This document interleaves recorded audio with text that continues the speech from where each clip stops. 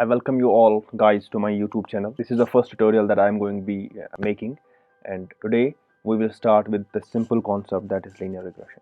So what is linear regression? How to implement linear regression using simple Python code. So basically we are going to use Scikit-Learn for this purpose, and it's a library that contains a lot of classifiers, a lot of regressors, a lot of functions which we use in a lot of models which we use in machine learning. So it's basically a very handy tool for all machine learning students, for the beginners.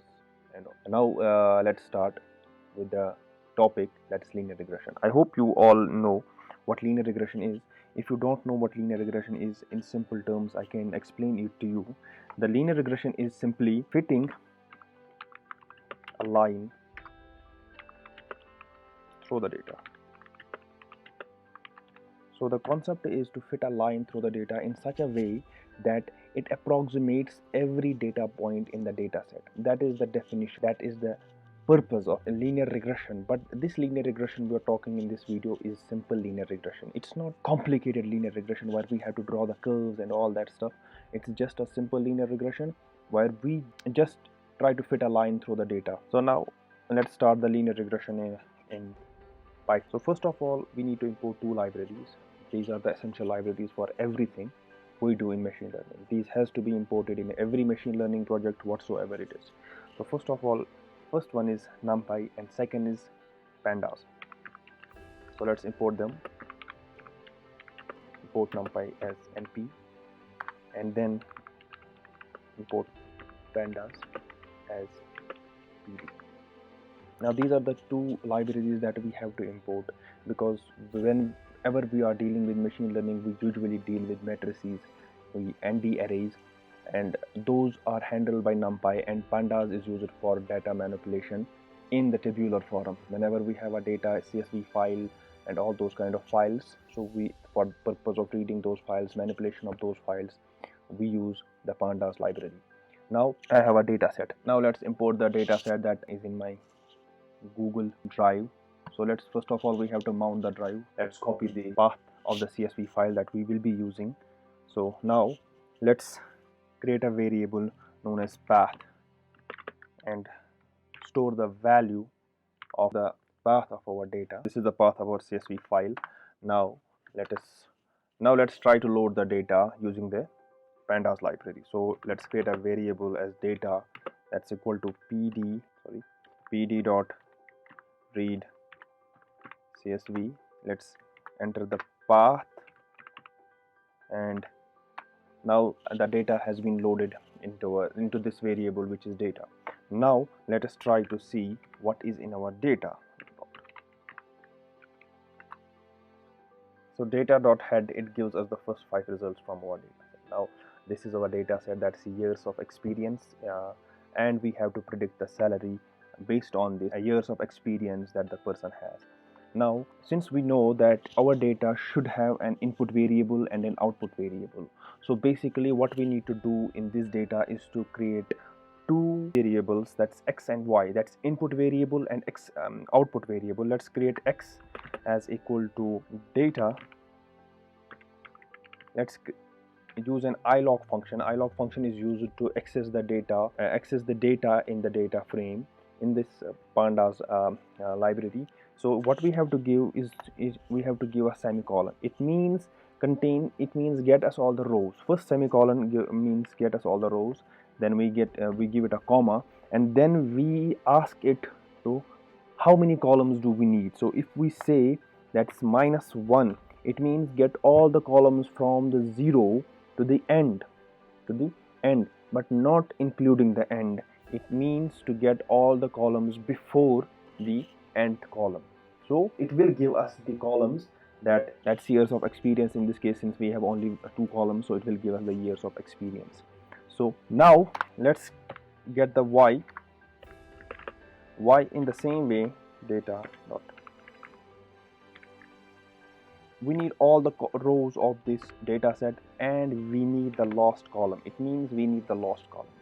When we use the semicolon, when we use this colon and then give it a number, it means up to that number. And when we give it the number directly inside this square brackets, without the colon, it means get us that column. Now let's execute this cell. Since we have to input variable, output variable, now if we print x, we can see it only contains the years of experience, and if we can print y, then we can see it will contain only the salary part of it. Let's go and see what we can do further. Since it's a data frame, it's in the pandas object form, so what we need to do is first convert these values into NumPy array. So for that purpose we can do x equal to x dot values and y equal to y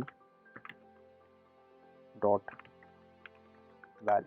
It will give us the NumPy array. So if we will see now x, we can see it's an array. In the same way, the y will be an array. Now since we have both x and y in the array form, let's first visualize the data, how it looks on the graph. So for that purpose, import Matplotlib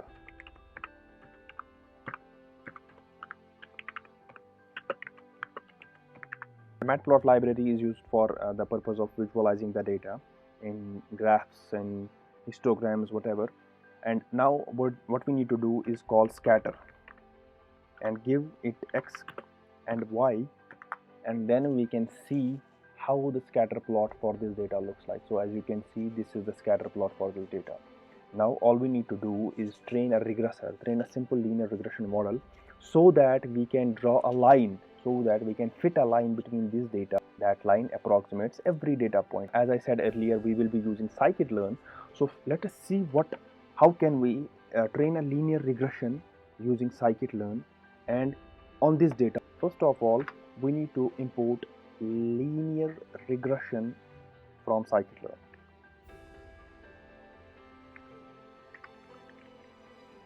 From Scikit-Learn dot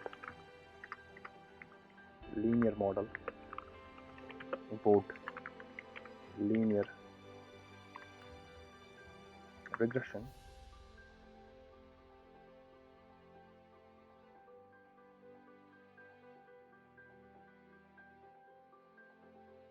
This is the regressor clause that we will be using from Scikit-Learn's linear model.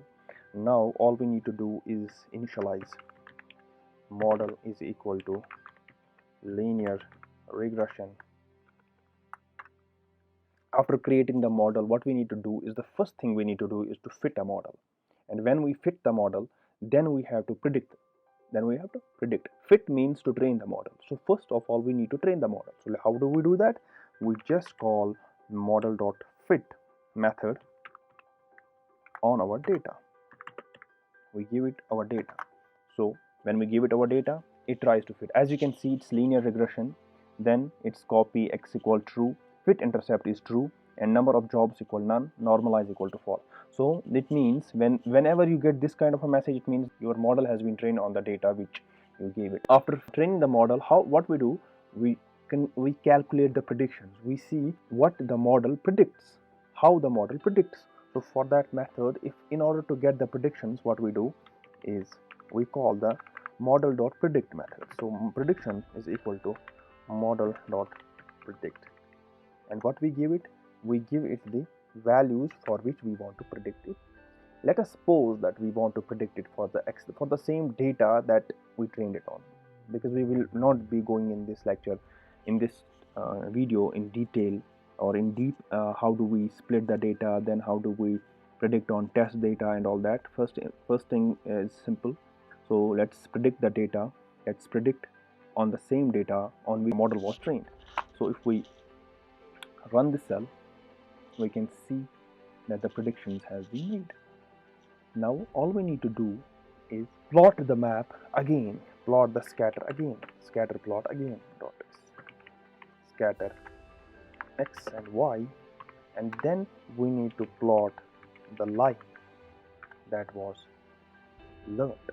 So we will give it x and prediction,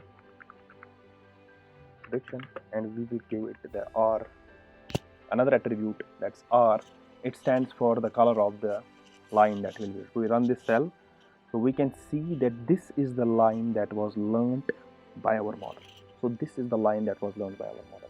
So you can see this is clearly a nice fit line. Let's see how well our model does. For that purpose, we need some performance measure.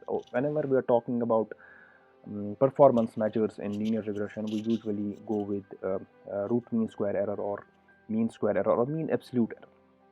So let's see how our data performed. So for this,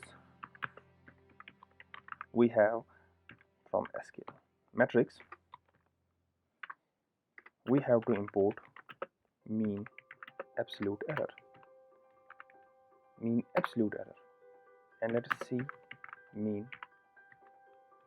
squared error. Let's import these two matrices for our model. So let us calculate first of all mean absolute error. We can calculate mean absolute error as mean absolute error, and give what we need to give it. We need to give it the first of all we need to give it the original value, original output variable, that is y, and then what we do, we need is give it the predictions that were made. So if we give it the predictions, then print MAE, so we will get the mean absolute error, that's 4644. So this is the mean absolute error. Now let's calculate the mean squared error. So how do we calculate the mean squared error?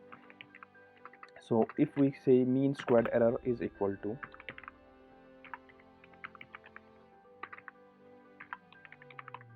error, and what we give, again we give it y, the original output variable, and we give it the prediction,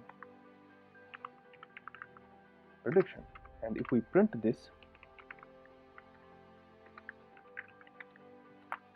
we will get the value. This is the mean squared error. The concept of mean square error and mean absolute error, all these errors, is that the lower the error, the better the result. The lower the error, the better the result. In videos we will see how to lower these MSE and MAE, these errors. But this was it. Thank you guys for watching this video. I hope you like this tutorial. If you like this tutorial, please do subscribe and like this video, and also share. Keep watching and keep practicing machine learning. Thank you so much. Have a nice day.